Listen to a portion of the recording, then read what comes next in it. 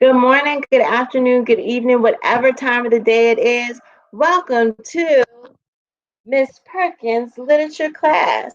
It is so nice to have you with me again on day 5 of week 2. And we are still learning on, working on main idea and supporting detail. But I want to say that this is serious heavy lifting that we've been doing. And you guys have been doing an amazing job keeping up. You guys have been doing an amazing job with your learning, and I'm so proud of you. All right, so let's go ahead and start. So the first thing that we discussed was text features. And we talked about the fact that text features have a purpose. They're not just there on the page just to be there on the page. They are meant for us to use them, okay? So let's look at some ways that we can use them. What do you think, fiction or nonfiction? We can use text features to determine the type of text we're going to read. So, muddy moves nationwide, kids participate in a muddy obstacle course. Okay, and then I see an actual picture of an actual boy playing in the mud. I'm able to make the prediction that this is going to be nonfiction text because of the text features that I see. And this appears to be something that can actually happen, could be very real life, right? So, what do you think the topic will be? So, when I look at this, I can use my text features to help me come up with the topic. So, my topic is it says kids participate in a muddy obstacle course, but I have a feeling that muddy obstacle course is going to be our topic. And then our main idea is going to be kids participate in a muddy obstacle course nationwide. Okay, so I can make all of those predictions from just looking at the text features. And then as I read, if I need to fix those up, if I need to fix up my predictions, I can fix them up. Okay, if I need to revise them, I can revise them. But I think that we did a pretty good job on making our predictions. So, what will the author's purpose be? Well, based on the fact that I think that this is nonfiction text, I believe that the author's purpose is going to be either to inform, explain, or persuade. This doesn't look like the author is trying to persuade the reader to do anything. And it doesn't look like the author is trying to tell us how to do something, explain. It looks like the author's purpose is to inform us about this muddy obstacle course that kids are participating in all over the nation. Okay? All right. So I want you to pause me, and I need for you to get, and I know you have all of your stuff in a nice, organized binder. And if not, that's okay. Go collect your single sheets if you know where they are on fact and opinion, because we are going to play a quick game on the screen. One sentence is going to pop up.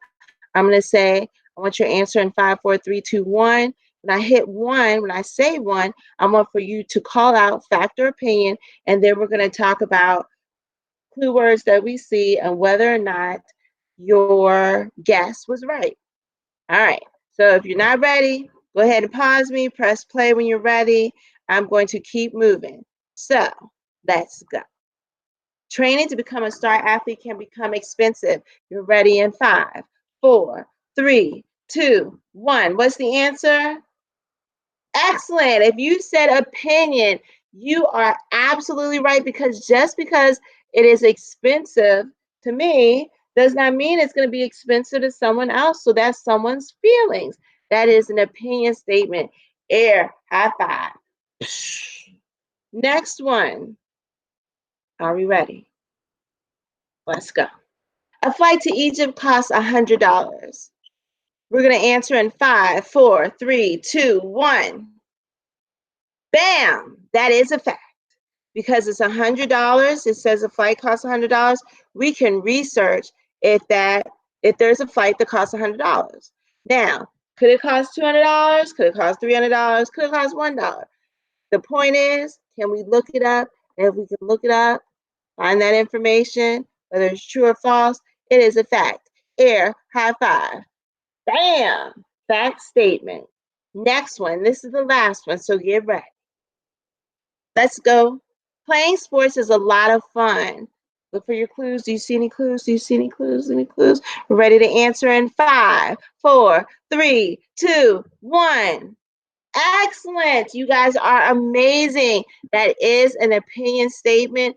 And what is the clue word that we see there? Great job. The clue word is fun, right? That's describing someone's feelings. It may be fun for you and not so much for me, or it might be fun for me and not so much for you. That's someone's feelings. Excellent job. Air high five. Next item at hand is going to be, hold on, let me take a peek. All right. It's going to be on text structure. Now remember that we talked about compare and contrast, and we talked about chronological order. And remember that each one has very distinct clue words. So I'm going to give you a minute. I want you to pause me if you need to pause, and then press play when you're ready. And while you're pausing me, the reason why you're pausing me is because you are looking at those compare and contrast clue words and those chronological order clue words so that you will be ready for the next part. So go ahead and pause, do your review. Those of you that are ready, let's go. What clues do you see?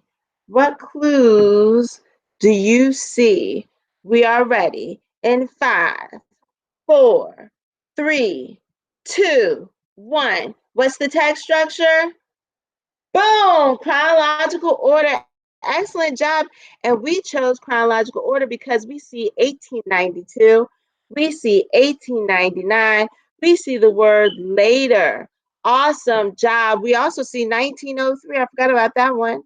Excellent job. So now let's look and see. Are we right? As young boys, Orville and Wilbur Wright enjoyed making new things. They loved using tools and reading about mechanics and science.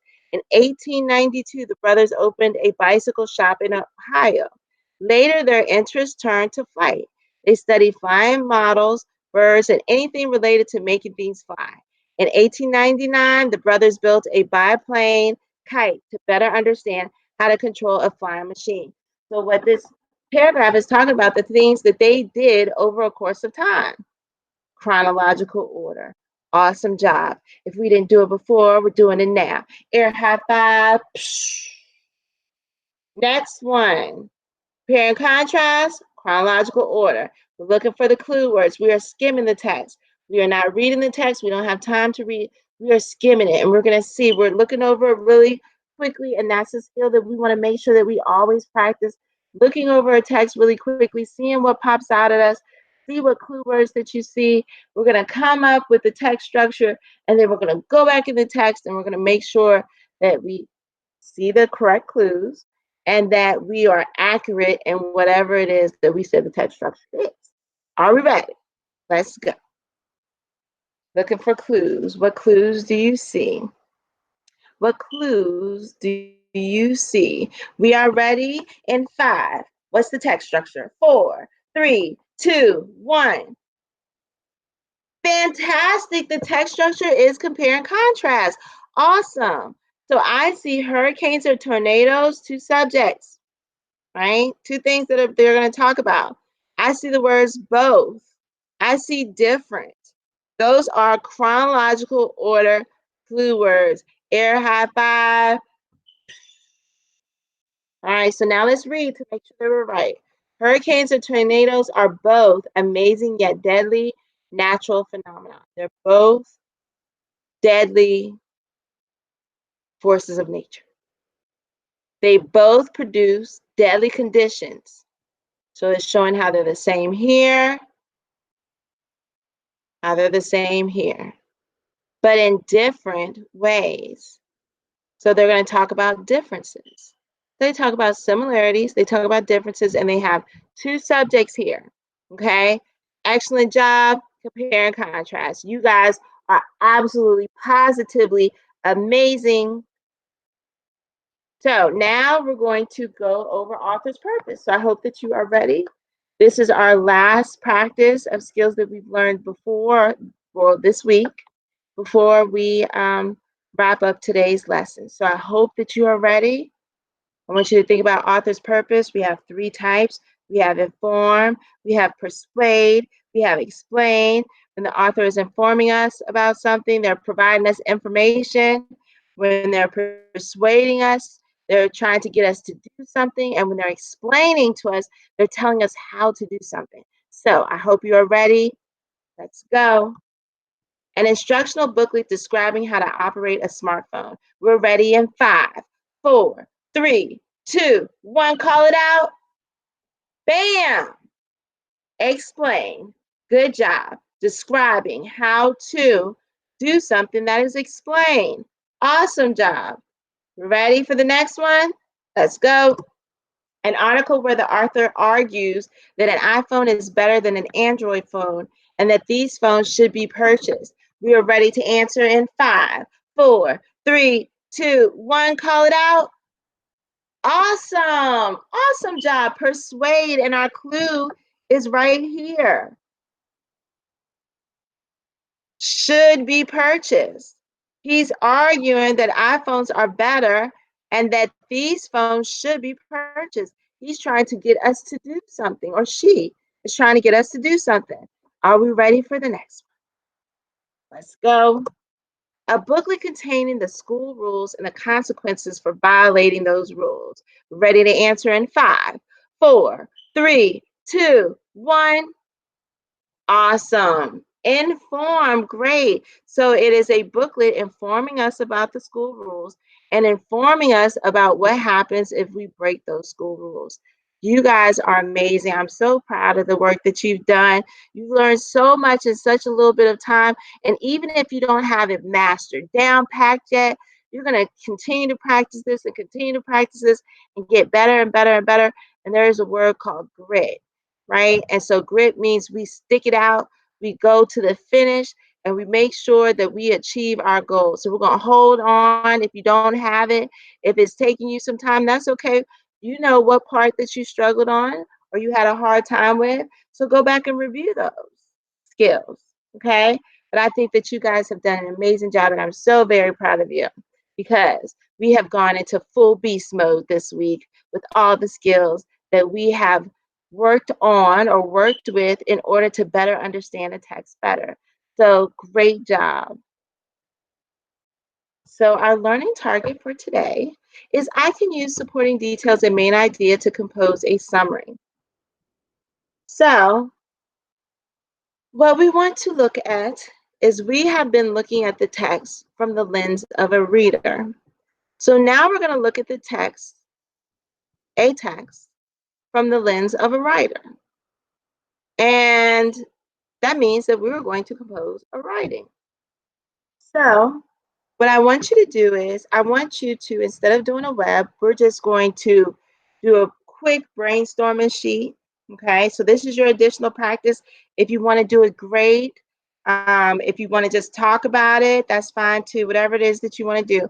But you can answer all these questions and turn it into a paragraph. Okay, so when we think about the writer and cats or dogs, and then Michelle's response, we're able to really answer these questions. So what animal do you prefer, dogs or cats?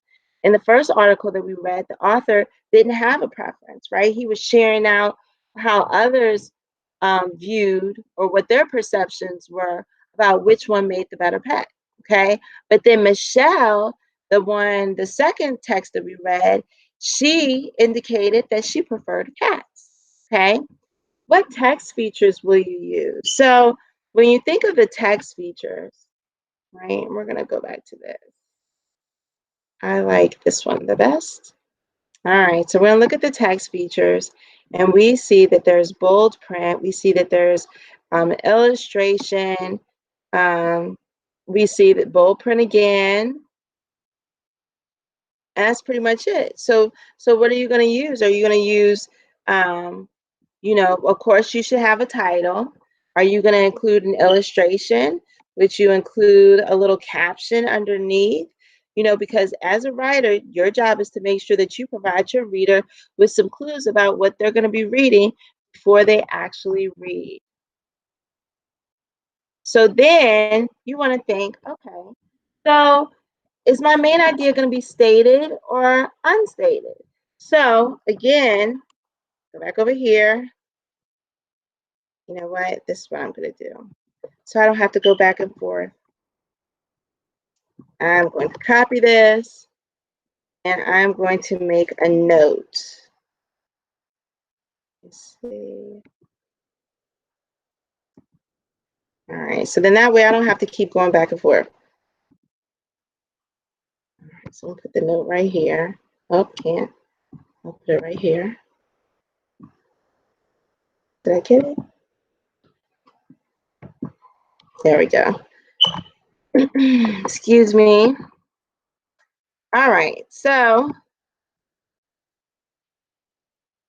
the main idea be stated or unstated. So let me look over here. In this particular text, right, the author stated the main idea. It was a stated main idea. We did not have to make any guesses using supporting details. It is right there for us. So I couldn't grab all of it. Many people can't seem to agree on which animal makes a better pet. So that's a stated main idea. Also, when we look down here for cats, Michelle also included a stated main idea. And her stated main idea is, I'd rather own a cat any day. When we look at dogs, this one's a little different. It's unstated, right? And we're going to have to put together clues. So even though you have the text features up here, pretend like we don't see those. And if we just had the text, doesn't say directly stated, but we're able to make inferences that he prefers dogs, Logan prefers dogs over cats. So there are many reasons dogs are called man's best friend. They're playful and love their owners, and you can teach them cool tricks. All right, so from there, I'm able to make the inference that he prefers dogs over cats. All right, so let me go back up here to my notes. The next thing that we should think about is, what will the main idea be? If it's stated, what are you going to state? How many facts will you use? And your facts, you can pull them straight out of this article if you like. How many opinions will you use? And then your opinions, let those be your own. You don't need to pull them out of here because you already have your own opinions. If you chose a cat, you know why you chose a cat. If you chose dog, you know why you chose a dog. So how many of those opinion statements are you going to use? And then how will you end your paragraph? How will you tie it all together? All right, so we looked at the skills based on the lens of a reader. Today, we're looking at it from the lens of a writer. So that is our ending activity that you can practice at home. And I want to say that I have truly enjoyed working with you these last 2 weeks. And I expect to be seeing you real soon when school starts. So if you see me, if we're still social distancing, say, hey, Miss Perkins. I'll turn and look at you, and we can do an air hug like this. But if we can, if we're not social distancing, just come up to me and give me a real big hug and know that I will give you one right back. I enjoy working with you. Bye.